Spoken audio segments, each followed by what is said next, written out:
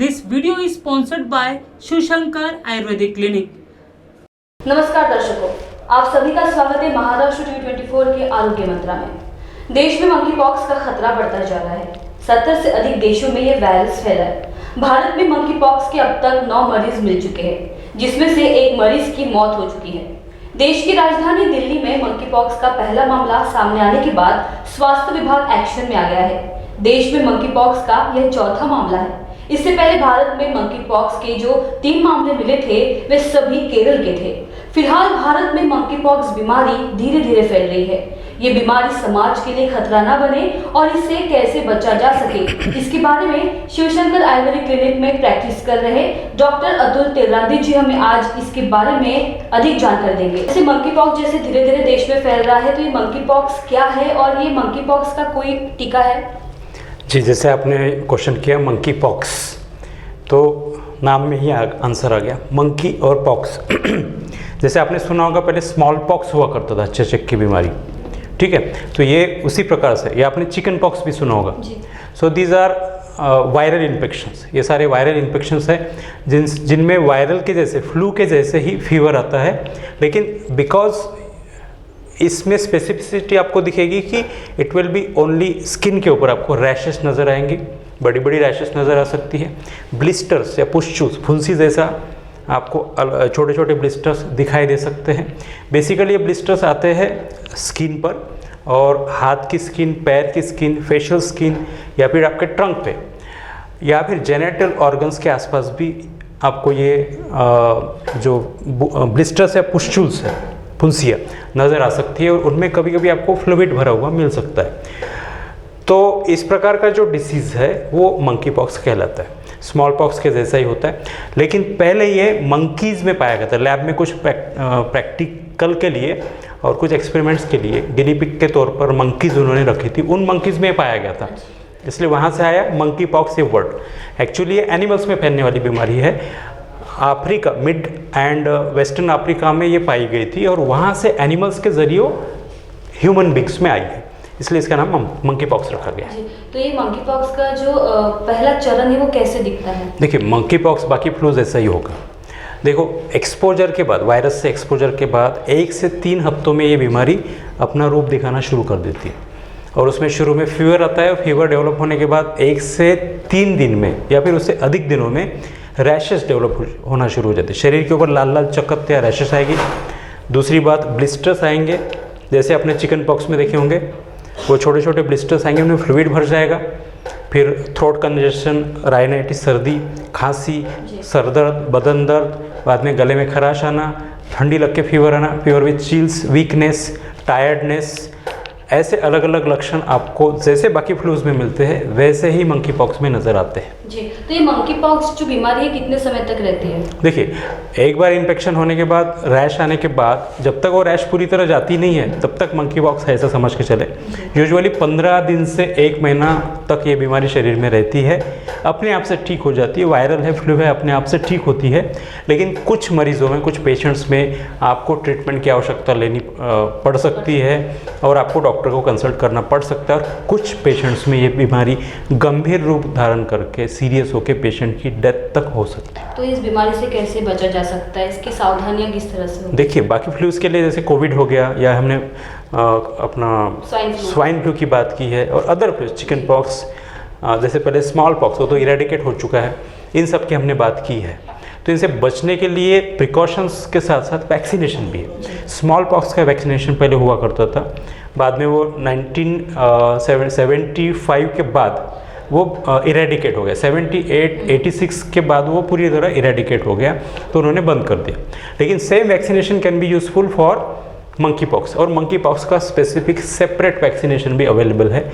वो vaccination specific vaccination के तौर पे अगर किया जाता है तो monkey pox can be prevented, जिसकी इम्यूनिटी शरीर में रहेगी। इसके अलावा बाकी फ्लूज के लिए हम लोग जो भी प्रिकॉशंस लेते हैं कि आपकी इम्यूनिटी को आप डेवलप करके रखें।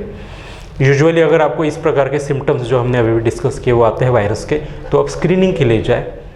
आपका स्क्रीनिंग होगा, डॉक्टर आपको डायग्नोसिस करेंगे, जो पुस्चूल्स वगैरह है तो उसमें से स्वैप लेंगे वो, और वो लैब में भेजेंगे। लैब में RT-PCR होकर फिर वायरस को स्क्रीन किया जाएगा कि ये मंकी पॉक्स का वायरस है क्या। इन्फेक्टेड पर्सन को आइसोलेट करके रखा जाए। उस व्यक्ति के संपर्क में अगर कोई दूसरा व्यक्ति आता है, जैसे उसके ड्रॉपलेट इन्फेक्शन से या रेस्पिरेशन के कांटेक्ट में आता है, या फिर उसकी बॉडी में जो पुस्टूल्स है या फिर जो ब्लिस्टर्स है वो फूटने के बाद उसका जो लिक्विड नीचे गिरा हुआ इन्फेक्टेड उसके कांटेक्ट में पेशेंट आ जाता है, या फिर उसने यूज़ की हुई सरफेसेस या फिर यूज़ की हुई चीज़ों को वापस रीयूज़ किया जाता है, या क्लोज फिजिकल कांटेक्ट के साथ आता है, तो एक व्यक्ति से दूसरे व्यक्ति में ये जा सकता है। तो इसको आप प्रिवेंट करें कि इन्फेक्टेड पर्सन को आइसोलेट करें और उसको ठीक होने तक उसके कांटेक्ट में ना जाए। ये सावधानी आपको बरतनी चाहिए। डॉक्टर, जैसे अभी देश में इसके 9 मरीज मिले हैं और 1 मरीज की डेथ हो चुकी है, तो लोगों ने इस बीमारी को कितनी गंभीरता से लेना चाहिए? देखिए, वायरल इन्फेक्शंस में फ्लूज में डेथ पॉसिबल है अगर पेशेंट कॉम्प्लिकेशन में लैंड करता है, अगर उस पेशेंट की पर्टिकुलर इम्यूनिटी अच्छी नहीं है। जो लोग इम्यूनो कॉम्प्रोमाइज लोग हैं खासकर, या फिर जो लोग यूजुअली लो इम्यूनिटी वाले हैं, उन लोगों को हर बीमारी से सावधान रहना पड़ेगा।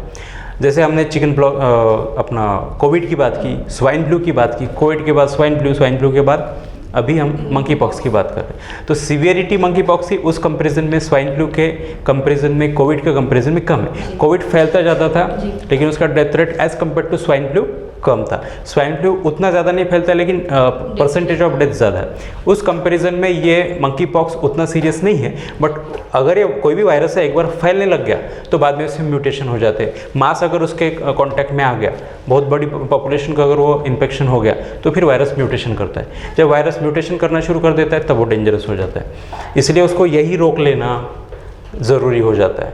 तो डेंजरस तो है। अभी गवर्नमेंट जो हेल्थ सर्विसेज है और जो सेक्टर है उन्होंने उसको यही रोकने की रोकथाम करने के लिए कोशिश की, लेकिन हम लोगों का भी कर्तव्य है कि हमें डायग्नोसिस करके पेशेंट को आइसोलेट करके ठीक कर देना चाहिए, नहीं ज़्यादा से ज़्यादा ना फैले। और ख़ासकर जानवरों से फैलने वाला है तो इन्फेक्टेड एनिमल्स को भी स्क्रीन करना ज़रूरी है, क्योंकि जानवरों से अफ्रीका से वो यूके यूएस ऐसी जगहों पे पहुंचा है और वहाँ से फिर इंडिया यानी अक्रॉस द ग्लोब वो फैल जाता है। सो इन्फेक्टेड एनिमल्स से भी बचने की ज़रूरत है। वहाँ से भी जनरली माइट्स हो गए या माइसेस हो गए या फिर रोडेंट्स, ये जो होते हैं ना चूहे वगैरह, उनसे भी वो फैलता है। भले उसका नाम मंकी पॉक्स है, वो मंकीज़ के कारण ही उसको मंकीज़ में पाया गया था इसलिए मंकी पॉक्स बोला जाता है। कोई भी एनिमल उसमें इन्फेक्ट हो सकता है। सो एनिमल्स के साथ क्लोज कॉन्टैक्ट ना रखें।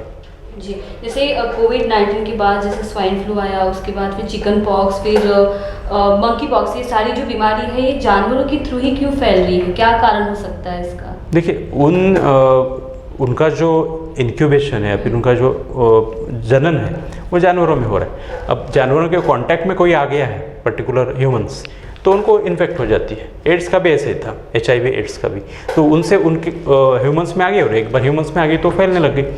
तो जानवरों में तैयार हुआ ह्यूमंस उसके कांटेक्ट में आए। ट्यूबरकुलोसिस, बोवाइन ट्यूबरकुलोसिस जानवरों से फैलता है।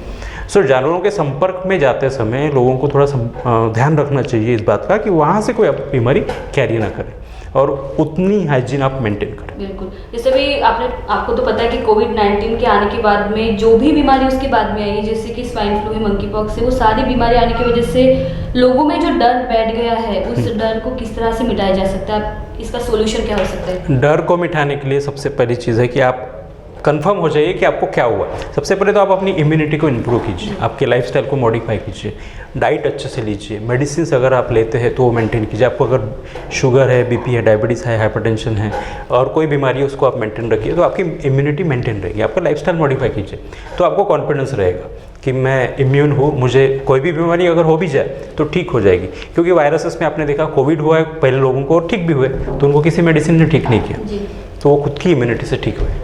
मंकी पॉक्स का भी ऐसा ही है कि वो खुद ही से ठीक हो जाएगा। डॉक्टर्स आपको ज़्यादा से ज़्यादा सिम्टोमेटिक ट्रीटमेंट देंगे और कुछ एंटीवायरल ड्रग्स वो ऐड कर सकते हैं। तो लोगों को डरने की ज़रूरत नहीं है बहुत ज़्यादा, बट अपनी इम्यूनिटी को मेंटेन रखिए और अननेसेसरी इसको घर मत लाइए।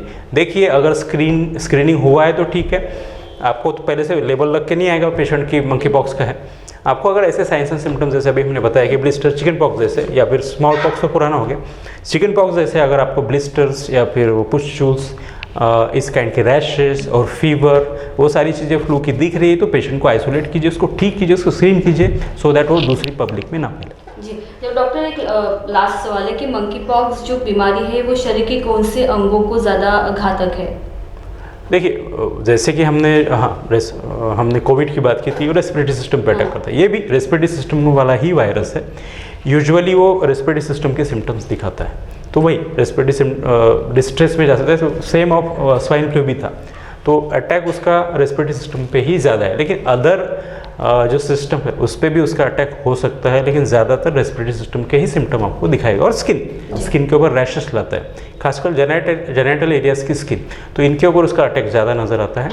सो आपके ये ऑर्गेन्स टेक पे आ सकते हैं, इसलिए आपको ध्यान रखना चाहिए इन्फेक्टेड ना होने के लिए। जी धन्यवाद डॉक्टर अतुल, आपने बहुत अच्छी जानकारी दी है। मंकी पॉक्स के बारे में अपने अधिक जानकारी लोगों तक पहुंचाई है। इसका निदान भी डॉक्टर अतुल ने आपको बताया है। ऐसे ही जो बीमारियां हैं उसको सोल्यूशन को लेकर हम अगली बार डॉक्टर से फिर से मुलाकात करेंगे। तब तक आप देखते रहिए महाराष्ट्र टीवी 24 की आगे की महत्वपूर्ण खबरें। 77 वर्षों से आयुर्वेद की सेवा में अग्रसर शिवशंकर आयुर्वेदिक एजेंसी अनुभवी वैद्य एवं डॉक्टर द्वारा जटिल एवं जीर्ण रोगों पर विशेष आयुर्वेदिक उपचार उपलब्ध। सभी प्रतिष्ठित कंपनियों की दवाइयों तथा सभी प्रकार की काश औषधियाँ, दिव्य वनौषधि, जड़ी बूटियाँ तथा अनेक पाउडर मिलने का विश्वसनीय स्थान। हमारे यहाँ श्री बालाजी तांबे, श्री स्वागत जी तोड़कर, धनंतरी फार्मेसी, दूधपापेश्वर, बैद्यनाथ, सांडू, व्यास, पुंजा, रसशाला पुणे, डाबर, चिरायू, मधु, डायबिटीज, चूर्ण, हिना पैक, शिकाकाई मसाला, फेस पैक आदि सभी प्रतिष्ठित कंपनियों की आयुर्वेदिक दवाइयाँ उपलब्ध है। हमारा पता शिवशंकर आयुर्वेदिक, डॉक्टर मंगला केतकर हॉस्पिटल के सामने, महाजन मार्केट के पास, टेम्पल बाजार रोड, सीताबर्डी, नागपुर।